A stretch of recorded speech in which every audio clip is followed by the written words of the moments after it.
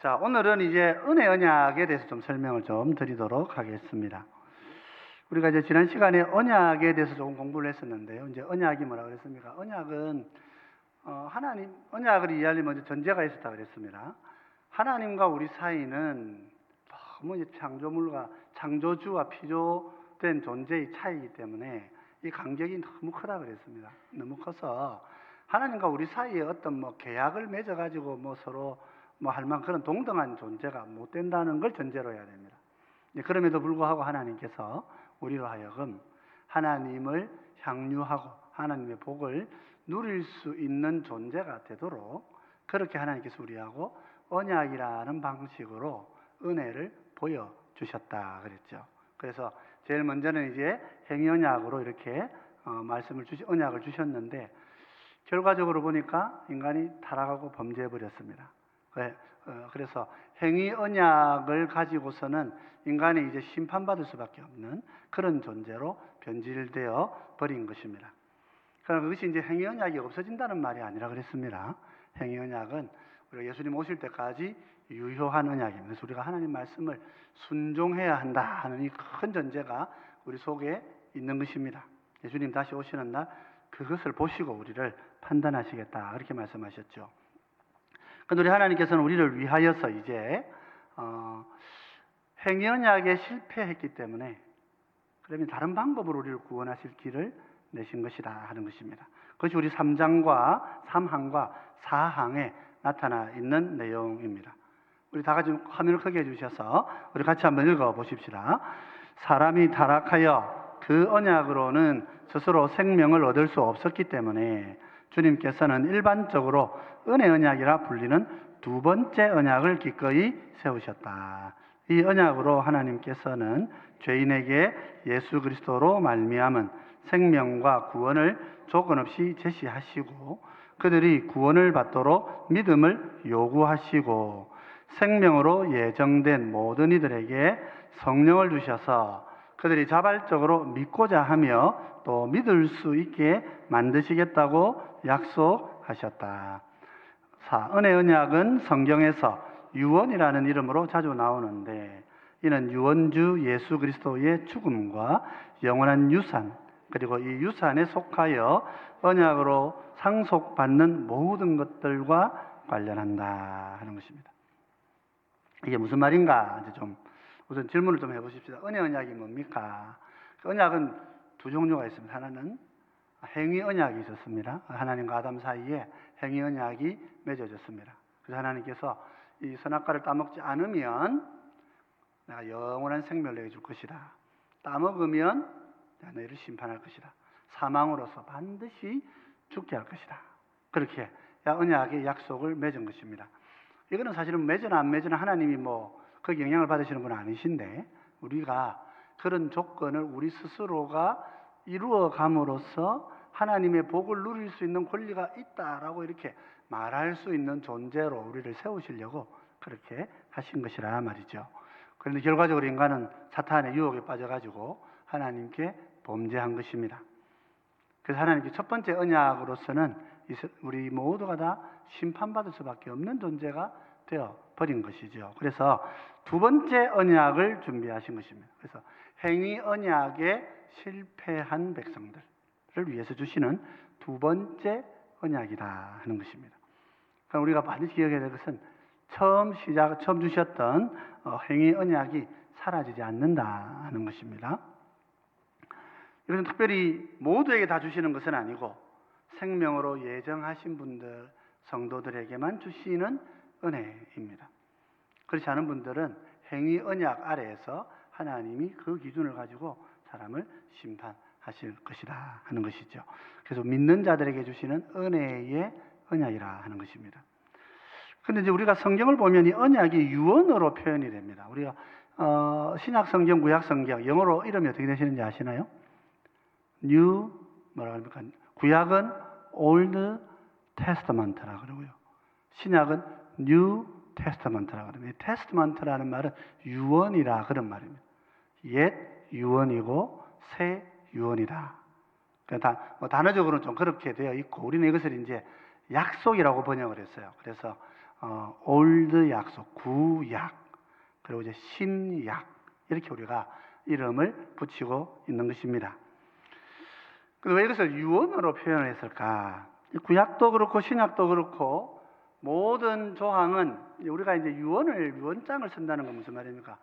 부모님이 돌아가시기 전에 이제 유언을 써놓으면 부모님이 돌아가시기 전에 그 유언을 집행하면 안 됩니다. 돌아가시고 나야 유언이 집행되는 거예요. 그래서 이제 성경에서 약속이라고 하는 언약이라고 하는 것을 유언이라는 말로 설명하는 이유는 예수님의 죽으심 이후에 이것이 유효하기 때문에, 그래서 이제 구약 성경에서 나타난 주님의 죽으심의 어떤 언약을 나타내기 위해서 옛날 유언이다 이렇게 얘기하고 있고, 신약에서는 새 유언이다 이렇게 말하고 있는 것이죠. 이때는 이제 영원한 유산과 언약에 대한 모든 것들을 다 상속하게 되는 것입니다. 그래서 우리 성도들의 이름에는 다른 것이 하나 더 있습니다. 성도, 크리스찬 여러 가지 이름이 있습니다만은 우리가 또 하나의 하나님 나라, 하나님의 그 왕국 개념에서 이제 우리가 우리를 부를 때는 우리는 누구냐면 상속자들이다. 그렇게 우리를 불러야 하는 것이죠. 하나님의 나라를 유업으로 상속받는 자들이다. 그래서 우리 모두가 하나님 나라의 유업의 상속자들이죠. 우리가 이번에 쭉 여행하면서 아까 말씀하신 대림구유라고 하는 것은 지하 8층까지 우리가 끝까지는 못 내려가 봤습니다만 중간에 이렇게 지하 도시를 건설해가지고 2만 명, 4만 명이 땅 속에서 이렇게 살고 있는 거죠. 왜 그렇게 하느냐? 이 세상에서는 땅 속에서 이렇게 사는 거예요. 왜 그렇게 하느냐? 저 영원한 나라를 꿈꾸기 때문에 그런 거예요. 세상에서 잠깐 20년, 30년, 얼마인지 모르지만 40년, 50년이 될지 모르지만 이 세상에서는 차라리 땅 속에 내가 갇혀 살더라도 영원한 나라에 내가 살아야 되기 때문에, 그래서 그런 고난을 겪어가는 것이죠. 신앙이라고 하는 것이 그런 것이라 이렇게 우리가 봐야 됩니다. 유적지를 돌아보는 것은 그런 큰 의미가 있다 이렇게 볼 수 있죠. 여러분, 우리를 하나님 나라를 기업으로 상속받는 자다. 그래서 하나님 나라는 우리에게 하나님 나라 천국이 나의 기업이 됩니다. 그런데 사도 바울은 또 다른 말로는 무슨 말하냐면 우리가 하나님의 기업이라 그럽니다. 하나님은 우리를 대상으로 일을 하시거든요. 우리를 훈련시키시고 연단하시고 말씀을 믿게 하셔가지고 우리를 하나님 백성으로 이렇게 삼아주셔서 우리를 천국으로 데려가시는 거예요. 하나님의 기업이죠, 우리가. 하나님의 기업 우리 자신이고 또 하나님 나라는 우리의 유업이 된다. 자, 그래서 은혜 언약이 무엇인가 하는 것입니다. 우선 은혜 언약은 먼저 아버지와 아들과 성령님 안에서 이루어진 합이다. 이렇게 우리 이야기하시대요. 그래서 언약이 이제 우리와 언약을 맺었으니까 먼저 이제 우리와 하나님과의 언약이다 이렇게 생각하기 전에 먼저 생각해야 될 것은 아버지와 아들과 성령께서 함께 합의를 하신 거란 말이에요. 거기서부터 언약이라고 하는 것이 시작되어지는 것이죠. 아버지와 아들과 성령께서 아버지께 창조하시고 인간의 타락을 두시고 예수님이 죽으시기로 하시고 죽어서 우리를 구원하시기로 하시고 성령님께서 우리 속에 성화를 일으켜서 믿음의 사람으로 우리를 세우실 것이라고 영원에서부터 하나님이 작정하신 것이다 하는 것입니다. 그래서 언약이라고 하는 것은 우리에게서 시작되지 않습니다. 하나님에게서 시작합니다. 베드로전서 1장 2절은 이렇게 얘기하죠. 곧 하나님 아버지의 미리 아심을 따라 성령님이 거룩하게 하심으로 순종함과 예수 그리스도의 핏부림을 얻기 위하여 택하심을 받은 자들에게 편지한다. 그러니까 우리의 구원을 설명하기 위해서 지금 바울은 이 삼위 하나님을 총동원하여서 설명을 하고 있는 거예요. 내가 너희들 좀 격려하려고 편지한다 이렇게 말하지 않고 어떻게 교회 편지를 보낼 때 아버지의 미리 작정하심과 성령의 성화하시는 그 은혜와 예수 그리스도의 핏부림의 그 은혜를 총칭하여서 세 분이 함께 우리를 위하여 일하기로 작정하신 그 일을 위하여 내가 지금 말을 하고 있다. 이렇게 편지를 쓰는 거죠. 그래서 우리를 생각하기 이전에 삼위 하나님께서 우리를 선택하시고 위해서 죽으시기로 또 거룩한 백성으로 만들어 주시기로 그렇게 이 하늘에서 영원한 합의가 있었습니다. 그것을 먼저 하늘 구원의 하나님들 간의 언약이다. 그렇게 이야기합니다. 그래서 이것이 이제 은혜 언약의 출발점인 거예요. 그래서 우리가 이 부분들을 항상 마음에 잘 간직해야 됩니다. 이제 그렇게 하시고 난 다음에 우리와 언약을 맺으러 오시는 거죠. 창세기 3장 15절에는 우리가 맺으실 언약을 미리 말씀하십니다. 내가 너로 여자와 원수가 되게 하고 내 후손도 여자의 후손과 원수가 되게 하리니 여자의 후손은 내 머리를 상하게 할 것이요 너는 그의 발꿈치를 상하게 할 것이니라 하시고, 여기 보면 모세가 이제 이 말씀을 기록하고 있죠. 여자의 후손이 온다. 여자의 후손입니다. 그래서 언약은 내가 뭘 잘해가지고 하나님과의 관계를 회복하는 것이 아닙니다. 언약은 철저하게 중보자가 오셔서 우리를 하나님과의 관계를 회복하시는 것입니다. 그래서 우리가 구원의 믿음을 갖는다고 하는 것은 내가 얼마나 믿음의 사람이 되는가 하는 그것도 실존적으로 우리에게 중요한 주제입니다만은, 먼저는 여자의 후손으로 오시는 분을 우리가 마음에 잘 생각해야 되는 거예요. 여자의 후손이 오셔서 우리와 결혼하셔가지고 우리를 자기 신부를 삼으셔가지고 하나님께로 데려가시는 거다. 그렇게 이해하시면 좀 쉬워요. 타락한 고멜과 같은 이 타락한 이런 사람들이 있는데 이 사람들을 하나님께로 바로 데려갈 수가 없어요. 너무 추잡한 죄인들이라서. 그러니까 예수님께서 오셔서 이거를 자기 신부를 삼으셔가지고 예수님의 신부가 되었다고 하는 존귀한 어떤 지위를 회복시켜 주시고, 그러시고 난 다음에 우리를 아버지께로 데려가시는 거예요. 그래서 우리의 구원은 반드시 여자의 후손이 오신다고 하는, 중보자가 오신다고 하는 가르침 아래에 있는 것입니다. 철저하게. 그래서 우리가 좀 기도 생활 좀 열심히 했다고, 하나님 내가 기도 생활 열심히 했으니까 하나님 뭐 더 주시고 막 이렇게 살지 않도록 항상 조심하셔야 되는 거예요. 은사가 많이 있고 직분이 하나님께 직분을 맡을수록 항상 조심하셔야 되는 거예요. 예수님 뭐라 그러셔요? 나는 밖에서 일하다가 온 종입니다. 주인이 집에서 배고픈데 종들이 밖에서 이제 일하고 들어온다고, 아이고 종님들 수고했습니다 하고 주인이 밥 차려주는 게 있나 말이에요. 주인 어떻게 하십니까? 밭에서 아무리 일 많이 하고 와도 종들은 주인의 밥상을 먼저 차려놓고 주인 보고 드시라 하고, 그러고 자기 밥을 먹는 거죠. 주인이 먹으라 그러면. 그게 종의 모습이다. 예수님께서 그렇게 말씀하시죠. 그래서 우리가 항상 기억해야 되는 거죠. 우리의 구원이신데, 우리의 구원에 관련된 일인데 우리가 죽고 우리가 뭘 하는 게 전혀 없어요. 예수님께서 대신 죽으시고 부활하시고, 그래서 우리에게는 그것이 내가 예수님과 결혼한 관계가 되어서 신분을 새롭게 하시는 은혜 속에 나아가는 것이다. 그래서 갈라디아 3장 21절 이렇게도 얘기합니다. 그러면 율법이 하나님의 약속들과 반대되는 것이냐? 결코 그럴 수 없느니라. 만일 능히 살게 하시는 율법을 주셨더라면 의가 반드시 율법으로 말미암아 쓰리라. 율법은 뭡니까? 내가 뭔가 지켜야 구원받는다는 것 같잖아요. 그래서 십계명 공부하면 왜 내가 저걸 못했는가 막 그렇게 자기 이렇게 막 책망하게 되죠. 십계명을 쭉 읽을 때 우리가 예배 전에 계명을 쭉 읽는데 그 계명을 쭉 읽어보면 우리가 어떤 생각이 듭니까? 내가 저 계명 잘 살았나? 문자적으로 잘 살았는가? 생각이 듭니다. 예수님께 적용해보면 어떻습니까? 살인은 모두 살인이다. 미워하는 것도 살인이라고 그랬어요. 안 미워하고 사시는 분 있으신지 모르겠어요. 우리 살아가면서 나는 아무도 안 미워하고 삽니다. 그런 분이 계십니까?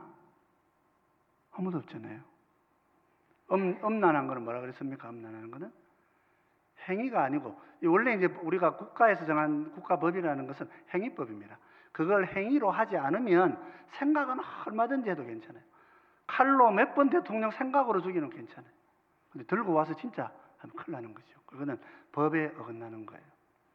그래서 행동을 해야 죄가 성립되는 것이 우리 사람의 법이 그런 것입니다. 근데 하나님은요, 그런 법 안 보신다는 거예요. 하나님은 생각하는 것에서부터 적용하시겠다. 그렇게 말씀하시는 것입니다. 그럼 율법을 보면 어떻게 됩니까? 살인하지 말라. 내가 누구 미워한 거. 어제 저녁에 막 애들 좀 나무랐는데 실은 진짜 애들을 사랑해서 나무란 건지 내가 열받아가면 내 속에서 그냥 막 화를 낸 건지 그 미워하면 애를 살인한 거잖아요. 예수님 그렇게 말씀하시는 겁니까? 그럼 우리 율법을 쭉 읽어보면 어떻습니까? 율법이 이거 지켜서 내가 구원받을 수 있겠나? 지킬 수가 없는 법이 되는 거죠. 사도 바울 이제 갈라디아서 뭐라 그렇게 얘기하는 것입니까? 율법도 하나님의 약속이다 그래요. 약속은 뭐예요? 구원하신다는 약속이죠. 그럼 하나님이 율법을 통해서 우리에게 요구하시는 게 뭐예요? 물론 1차적으로 율법대로 잘 살아라 하는 그런 뜻도 있죠. 그런데 죄인한테 그런 법을 주시면 하나님이 아담이 죄 없는 상태에서 지어졌는데도 아담도 못 지킨 거를 우리한테 주시면서 그걸 지키라고 하신다면 하나님은 어떤 분이시다? 하나님은 좀 문제가 있으신 분이신 거죠. 그래서 계명을 주실 때, 율법을 주실 때에는 그 율법이 우리에게 주어졌기 때문에 우리가 지키라고 주신 법이라고 반드시 받아들여야 함에도 불구하고 율법을 보고 뭘 생각해야 됩니까? 아, 내가 이 법은 내가 지킬 수 있는 그런 게 아니구나를 깨달으라고 율법을 주시는 거예요. 그죠? 지킬 수 없는 법이기 때문에 그럼 어떻게 해야 됩니까? 그걸 대신 지켜주시는 분을 믿는 거예요. 이 율법을 지켜주러 오실 분이 있구나. 하나님이 이 율법을 지켜주시고 그걸 나에게 은혜로 주실 분이 오시는 거구나. 그거 믿으라고 율법을 주시는 것이라 말이죠. 그래서 계명은 예수님을 생각하게 하는, 그래서 여기서 보면 만약에 능히 살게 하는 율법을 주셨더라면 의가 반드시 율법으로 말미암았을 거란 말이에요. 그러니까 율법으로 우리가 의를 이룰 수 있었다면 예수님 안 오시고 율법을 주셨을 것이란 말이죠. 그런데 율법은 그렇게 주신 것이 아닙니다. 물론 이제 이스라엘 백성들도 상대적으로 좀 더 착하게 사는 면도 있고 또 우리들도 그리스도인들도 착하게 사는 부분이 있습니다. 하나님 보실 때에는 그게 다 똑같은 거예요. 똑같은 거. 그래서 나는 저 사람보다 좀 착하게 살았는데 이렇게 하시면 안 되는 거죠. 그래서 하나님 안에 있는 언약은 우리에게 주신 율법으로 주신 것이라 할지라도 이것이 이제 우리가 율법을 잘 보셔야 되는데 이것을 십계명이라고 보시는 것은 출애굽기 19장부터 24장까지만 생각하시는 거예요. 율법이 주어지셨을 때는 24장 이후에 하나님이 모세를 이렇게 시내산으로 불러서 새 법을 더 주신 게 있어요. 그게 뭐냐 하면 레위기서인 거예요. 레위기서는 뭡니까? 성전에서 제사 드리는 법이에요. 제사는 왜 드립니까? 제사는 왜 드립니까? 피를 흘려가지고 요 피를 보시고 나를 대신 용서해 주십시오. 그거예요. 짐승피를. 근데 그 짐승피가 나를 구원하는 게 아니고 뭐예요? 이 피로 오실 예수님이 앞으로 피 흘려 주실 것을 믿고 피 흘려 주실 것이기 때문에 내가 하나님께 용서받음을 믿습니다. 이 믿음을 가지고 드리는 제사인 거예요. 그죠? 그러니까 율법이라고 하는 것은 계명이 있고 제사제도가 함께 있는 것입니다. 그래서 우리가 마치 제사제도를 율법에서 안 주어져 있고 율법을 계명으로만 생각하면 안 되는 거예요. 율법은 계명과 제사가 함께 있는 것입니다. 거기에 이제 시민사회법으로 또 계명이 또 하나 더 있는 것인데 우리가 이렇게 얘기하죠.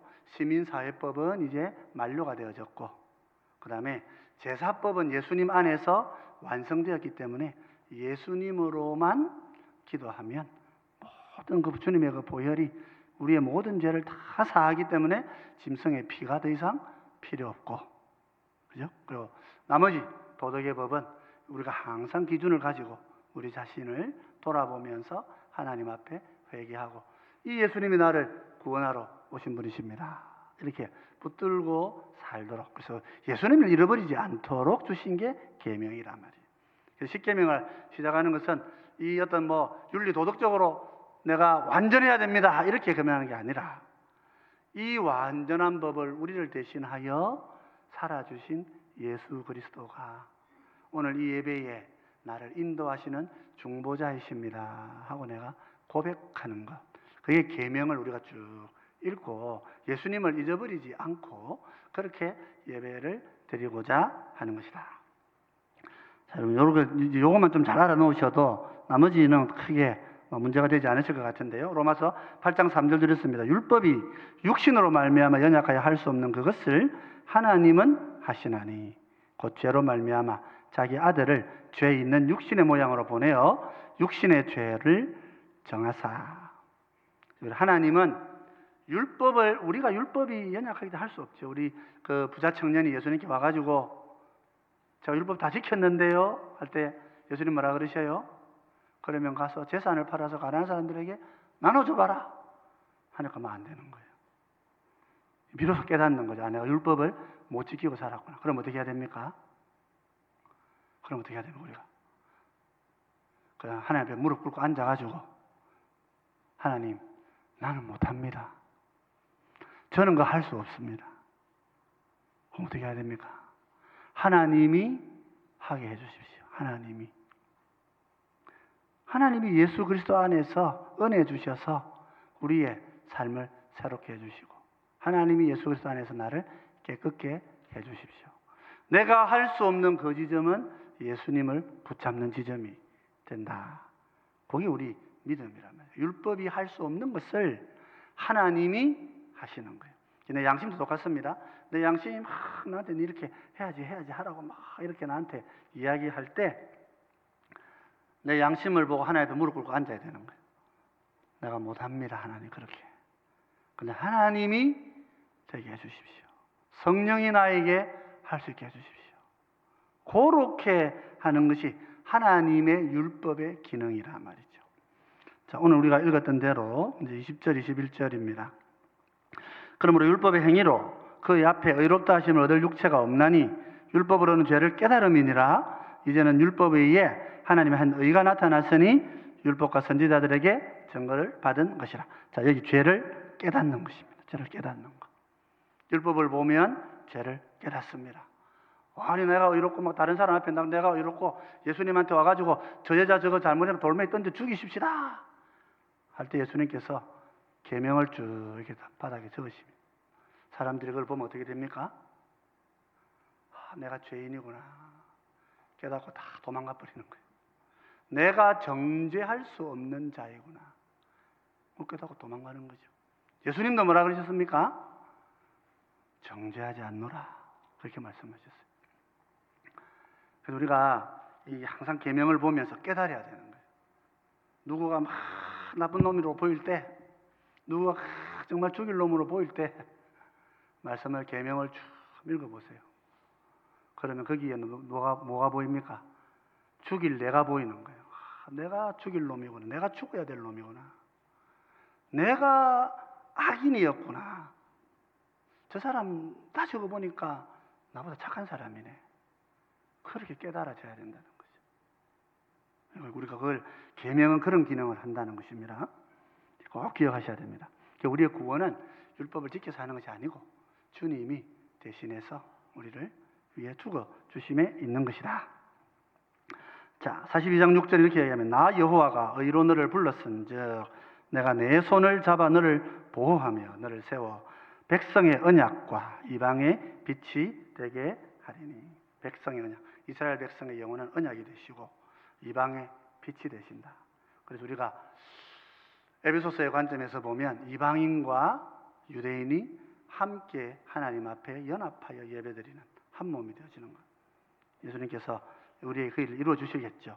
여기서 보면 그 일을 하나님이 우리와 언약을 맺고 이스라엘과 이방과 언약을 맺어서 그 일을 하실 것이다. 그렇게 약속하고 있는 것입니다.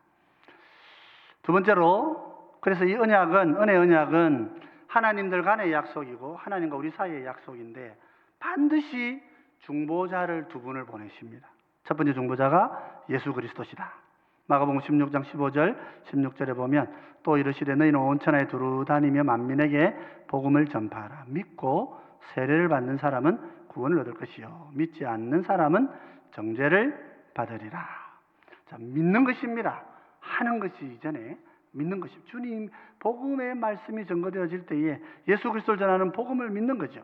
요한복음 3장 16절 하나님이 세상을 이처럼 사랑하사 독생자를 주셨으니 이는 그를 믿는 자마다 멸망치 않고 영생을 얻게 하려 하심이라. 독생자를 주셔서 그분을 믿어서 구원받는 것입니다. 자, 우리 하나님 찾으시는 예배, 어떤 예배입니까? 신령과 진정으로 드리는 예배입니다. 신령과 진정으로 드리는 예배가 뭡니까? 농담 안 하고 진지하게 드리는 예배입니까? 그러면 그 신령과 진정한 예배가 됩니까? 그 신령과 진정의 예배는 성령 안에서, 영 안에서, 그리고 진리 안에서, 진리신 그리스도 안에서 중보자를 통하여 드리는 예배가 온전한 예배다, 그런 뜻이에요. 너의 진지함을 가지고 오라, 그런 말, 그건 당연한 것이고, 그거는 하나님 앞에 예배 드리는데 대충 오는 사람이 어디 계세요? 그러면 안 되죠. 근데 우리가 내 힘으로 예배 드릴 수 없습니다. 그죠? 중보자이신 주님, 예수님과 성령님 안에서 성령님을 통하여 내가 예배를 드리는 것입니다. 그 예배가 하는 자신 예배예요. 그죠? 진지한 예배는 유대인 예배가 훨씬 진지하죠. 거기는 우리보다 훨씬 더 진지한 사람들이 살고 있으니까요. 그러나 사람의 진지함이 예배의 경중을 다지는 게 아니란 말입니다. 그리스도의 보혈을 의지하고, 기도도 예수님의 이름으로 기도하는 거죠. 예배도 예수님의 이름으로 예배드려요. 왜 예배에 사회자를 두고 목사를 두고 설교를 합니까? 제가 잘나서 이렇게 하는 게 아니에요. 우리 예배는 중재자를 두고 드리는 예배라는 걸 확인하시려고 그러시는 거예요. 저를 보시고, 아이고 목사님 오늘 넥타이가 좋고 오늘 잘생기셨네, 오늘은 왜 머리가 삐뚤어졌노, 이렇게 하실 수 있는데, 핵심은 뭐냐면 예배를 내 힘으로 드리는 게 아니고 중보자를 통해서 드리는 거구나. 그거를 하려고 목사님이 인사도 하고 이렇게 얘기도 하고 목소리도 들려드리고 그렇게 하는 거예요. 직접 다 우리가 예배 드린다 그러면 그 예배 혼자 드리는 예배가 진짜 예배겠죠. 그런 것이 아니라 중보자를 통해서 드리는 예배이기 때문에 목사님을 세워서 설교를 듣고 말씀을 듣는 거죠. 우리 요한 1서나 2서 성경을 읽어보시면 성령이 이미 너희 안에서 계셔서 너희를 가르칠 사람이 없을 것이다 그랬는데, 다른 사람이 필요하겠어요? 그런 것이 아니고 우리의 예배가 중보자를 통하여 드리는 예배다 말이죠. 그거를 이야기하시는 것입니다. 그리스도를 중보자로 주신다 하는 것입니다. 로마서 10장 6절은 이렇습니다. 믿음으로 말미암는 의가 이같이 말하되 내 마음에 누가 하늘에 올라가겠느냐 하지 말라니 올라가겠다 하면 그리스도를 모셔내리는 것이요. 그리스도 요 말 뜻은 또 좀 다른 의미로 있습니다만은 우리가 그리스도를 통하여 중보자로서 하나님 앞에 나아간다 하는 말씀을 하고 있는 것입니다. 자, 우리 로마 10장 9절 말씀 잘 아시죠? 내가 만일 내 입으로 예수를 주로 시인하며 또 하나님께서 그를 죽은 자 가운데 살리신 것을 내 마음에 믿으면 구원을 받으리라. 우리는 믿음으로 구원받는 것입니다. 그럼 행함 필요 없는, 구원받는 데는 행함이 필요 없다는 것입니다. 구원받고 난 사람들에게는 행함이 반드시 요구됩니다. 그래서 교회가 이 성도를 가르치는 것이죠. 자, 그래서 이제 이 믿음을 내 힘으로 내가 가집니까? 믿음 가지라, 믿음 가지라, 믿음 가져지느냐? 믿음이 성경에서 얘기할 때 양면적인 측면이 좀 있습니다만은 성경은 또 뭐라고 약속하셔요? 성령이 오셔서 우리 속에 믿음을 주시는 분이시란 말이에요. 그렇게 말씀하고 있는 거예요. 에스겔서 36장 26절 27절 또 새 영을 너희 속에 두고 새 마음을 너희에게 주되 너희 육신에서 굳은 마음을 제거하고 부드러운 마음을 줄 것이며 또 내 영을 너희 속에 두어 너희로 내 율례를 행하게 하리니 너희가 내 규례를 지켜 행할지니라. 무슨 말입니까? 내 영을 주시기 때문에 율례와 규례가 열매 맺는 거예요. 그죠? 성령이 계시기 때문에 내 삶이 바뀌는 거예요. 믿는 자에게는 성령이 오시기 때문에, 그래서 우리가 달라질 것을 기대하는 거죠. 이 사람을 기대하는 것이 아니고 그 사람 안에 계신 성령님을 기대하는 것이란 말이죠. 자, 요한복음 6장 44절 45절 이렇게 나를 보내신 아버지께서 이끌지 아니하시면 아무도 내게 올 수 없으니 오는 그를 내가 마지막 날에 다시 살리리라. 선지자의 글에 그들이 다 하나님의 가르치심을 받으리라 기록되었은즉 아버지께 듣고 배운 사람마다 내게로 오느니라. 하나님이 이끌어 주신다 말이에요. 자, 그래서 우리가 그래서 감사한 것이죠. 이제 유언을 띤 언약이라는 말씀은 히브리서 9장에 이렇게 나타나 있습니다. 유언은 유언한 자가 죽어야 되나니 유언은 그 사람이 죽은 후에야 유효한즉 유언한 자가 살아있는 동안에는 효력이 없느니라.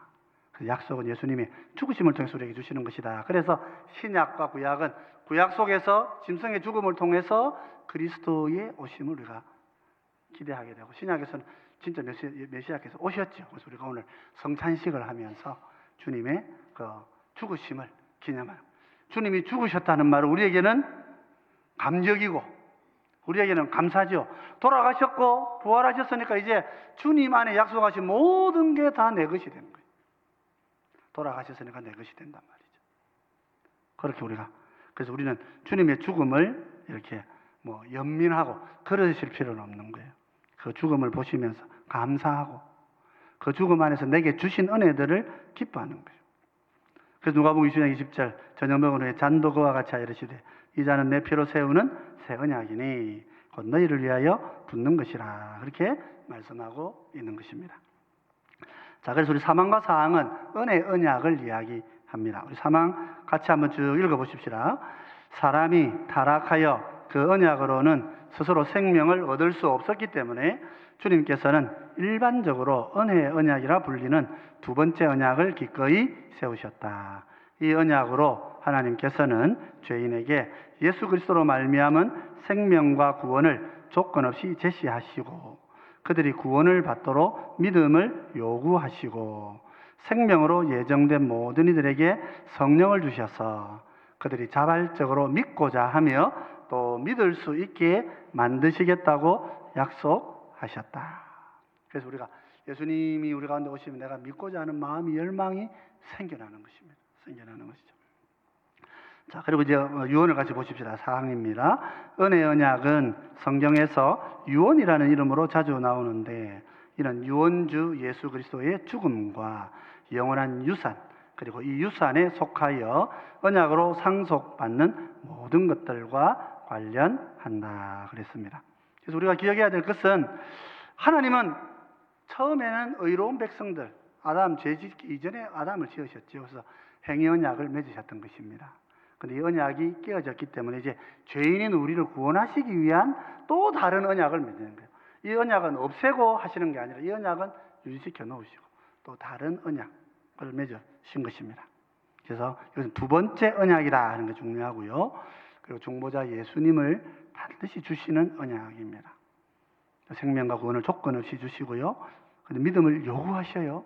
믿음을 요구하시는데 이 믿음도 성령이 우리에게 오셔서 자발적으로 그 믿음을 가지도록 하시는 거예요. 그래서 이게 은혜의 언약이 되는 것이다 말이죠. 이것은 유언과 같다 그랬습니다. 예수님 죽으심으로 유효하며 주님은 죽으신 것입니다. 모든 것을 주시기 위해서 죽으신 것입니다. 그리고 부활하셨고요. 이것은 영원한 유산과 모든 복을 상속하는 은혜입니다. 그래서 은혜의 언약이 오늘 우리에게 주어져 있다. 그래서 마음에 잘 간직하시면 좋겠습니다. 그래서 마지막 이제 언약에서 마지막은 그러면 구약의 언약과 신약의 언약을 어떻게 좀 분별하고 구별해 봐야 됩니까? 하는 게 이제 5항과 6항에서 다루어지는 내용들입니다. 다음 장에서 좀 더 다루도록 하겠습니다.